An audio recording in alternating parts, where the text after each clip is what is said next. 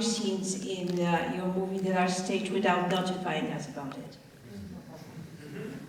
Quand tu inclus des scènes du film de Christina, La femme chauve, l'autre femme qu'elle rencontre dans son film, est-ce que tu sais si ça a été mis en scène ou est-ce que c'est un hasard? I must say, it's like it is in the show. When I saw her, I was daring to ask her if she had been sick. I thought cancer, those people, after rays and chemical treatment, they lose their hair, so I thought she had been sick. And then she told me her story, and she proposed herself to give me a piece of a film she was doing with her friend. And I think it was interesting. I must say, I wonder, because when she meets another woman, they have the same coat, and they both bold. I don't know if she organized it, but it looks fine. And then there are 5 of them sitting, and there was a meeting of bold women. I was so impressed. And she was such a good mood. And we keep writing to me, and we speak to each other sometimes. It's a very strange story. I didn't know that until that you can lose your hair like in one night for no reason, or maybe a reason, I don't know. It's a mystery. But I like the idea that she came to interview me, and a minute after I was interviewing her. So that's part of the game. I mean, I felt I was free enough to do that, and she accepted it. And so it's always proposition and being open to grab what's happening and be with what's happening. I was not obliged to do that, but I felt, and also I was very impressed of that. You notice the Bergman story. I was very impressed by the fact that his will, testament, in his will he said he didn't want to give anything, everything should be sold, and then share the money. So I know that some of the kids would have loved to have something, to keep a little box or something that they would have chosen themselves. Well, it's a mystery, and I was happened to be there the day after. I could have been the day and go to the auction, but I came the day after, and everybody I met was shocked by that story. So it's interesting to be able to just take advantage or take the opportunity to speak about subject, because it just happened when you are there. And when I met Manuel de Oliveira, that I know, but it was nice, and I took him, let's go to the garden, and he started to play, this fight, and then he played, chachi-chapi. I mean, he made it like this, and I was trying to grab and filming more or less, but such a wonderful man. Il y avait une deuxième partie à la question, c'est à quel moment, ou est-ce qu'il y a des moments où toi tu as un peu recours à la mise en scène dans le documentaire? Real mise en scène, when I film like this, not really. But I try to put my camera at a precise place sometimes when I film all these bears in Berlin, or when I meet people. Like, when I met Marcelo, the painter. Well, I ask him sometimes, can you go near that painting and do this and that? But then he does himself what he has to do. It's like in all reportage, you have to be taking advantage of what comes, and sometimes pushing a little things, not too much, here and there, pas trop. Yeah.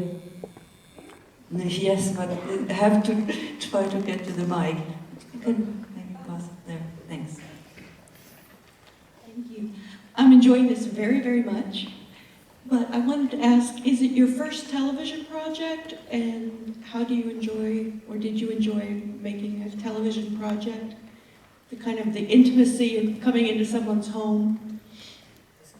Est-ce que c'était la première fois que tu as fait un projet pour la télévision? Et si ça t'a plu en tant que projet? Not really. I was asked years ago, in the time of the Year of Women in 72 or something like this. I remember they made a series about women speaking about women filmmakers. And I accepted to do it, and it became Réponse de Femmes. That was a demand of television. And then I made some film for television, even though we opened them in theaters, but the money came from television, like Murmure, the film about the Murmurs. They pay in advance, but then I show it in theaters. So, that was the first time, this one, that I made a series. Actually, I had done The Beaches of Agnes. And they say, like they do with some films, the film is like 1 hour, 45 minutes, but you think with the same subject, you can make a series and use some of the pieces you didn't use for your film. But then I had spoken about myself for 1 hour 45. I had it, you know. I didn't want to say again the same thing longer, using, you know, leftover and speaking about me again and again. So I was not ready to, they had given money to do the series like they do with some films, you know, the film comes out. You did also 1 minute for one Non, image. mais, non, ça c'est pas... It was Oui, not c'est for ça. the television? Non, mais je veux dire que j'essaie de dire que they do that with film. You have the film and the series made after the film. And I was asked to do that. I got the money to do The Beaches of Agnes in 5 pieces. Oh, to do a And second then- version for the television. Wait, they had agreed. And then, as I said, I was so bored to do that. So I did something else. That's how I started to, okay, I will do my travels. And so they didn't refuse because I said, I cannot do more about myself. So that's how it starts. Sometimes it's, you know, you move from one project to another because the opportunity or the reason or personal reasons. One last question. Annabelle. Hello, can you hear me? Potatoes. Sometimes c'est qui? Potatoes. Potatoes is my yes, question. Potatoes, Um, potatoes. Because I saw them in the gallery, I saw them in Venice at the Biennale, and then I saw you as a potato. And there are so many references, so many things that one might think of about the growth, the change, time passing. I just would like to hear a little bit more about your being a potato or using potatoes. Some of you have been, or maybe you have to go. Right here in the center, there is an exhibition, and I made a big triptych about it. It's called Patatutopia, that the lady saw at the Venice Art Biennale in 2003. That's the first time I crossed the border between cinema and visual art officially. And you're right, because it was my first show in a big art biennale, I was afraid that nobody would go. And so I asked somebody to make me a potato costume. And I entered the potato costume, just my hands were out and my head. And I went around thinking that if people see me, and they would say, what's that? What's that? And people would say, she has a potato show. And it was doing my own advertising with my own body. So the costume that you saw was fun, right? And then it brought the people to see what you can see here. And I don't have the costume. Be aware, I won't wear it. The thing is, the potato, that came that when I was doing the Gleaners, some of you have seen it, and I was following the people who, comment on dit trier, who select and sell potatoes, and because of the huge markets, people want the same kind of size. They want 5 kilos of potatoes in a little bag. They all look the same. So they decided they should just make that is asked by the, suppose, everybody. So they throw away whatever is not in the right shape, which is a subject I feel very interested because we are in a society of format.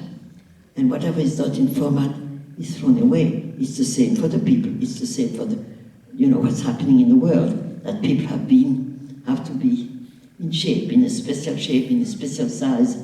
So I was interested in that. But when I followed the trucks throwing the potatoes away, there was some people picking them and getting them and selling them again to other people. That's how I met a man who said, when they're out of the format, they're bad. I even have monster. I even have hot-shaped potatoes. Say, hey, this is for me. So I kept them. I started to keep them home. And I could see that after a time they would grow again. So I kept some in the sun, some in the patio with a light. I put some in boxes, some in my basement.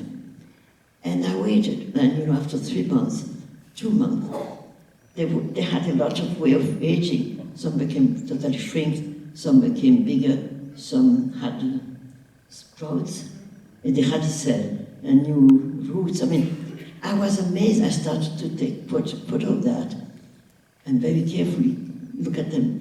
And when I was invited for the Art Biennale, I had already, in my mind, I had started to shoot these potatoes.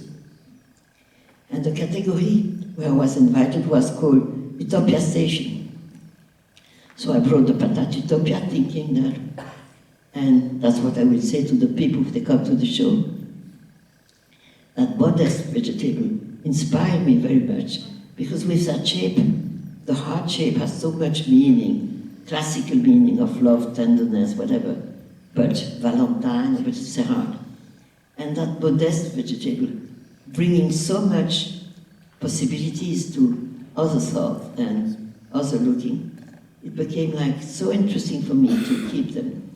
So I made a triptych because I like the shape of triptych, and I could have the heart beating, the heart-shaped potato breathing in the middle, and have so things come, when you are an artist, you follow what's happening, and then it builds in you ideas and inspiration is not like you sit and say, I have to be inspired.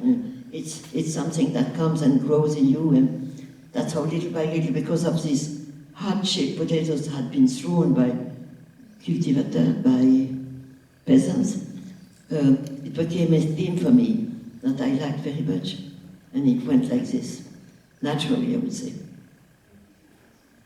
We will have a short break.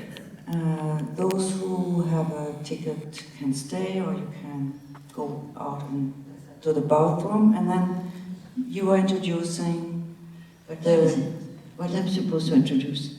Once people can stretch their legs, the series again? in 10 minutes or 5 minutes. 5 minutes. So for some who come back, Hello? okay, and for those who go bye-bye. We'll be starting the next film in 5 minutes. For those of you who have tickets for the next film, you're all welcome. You're all welcome to stay. And some people will be joining us for the 7 o'clock film in a few minutes as well. So thank you for joining us.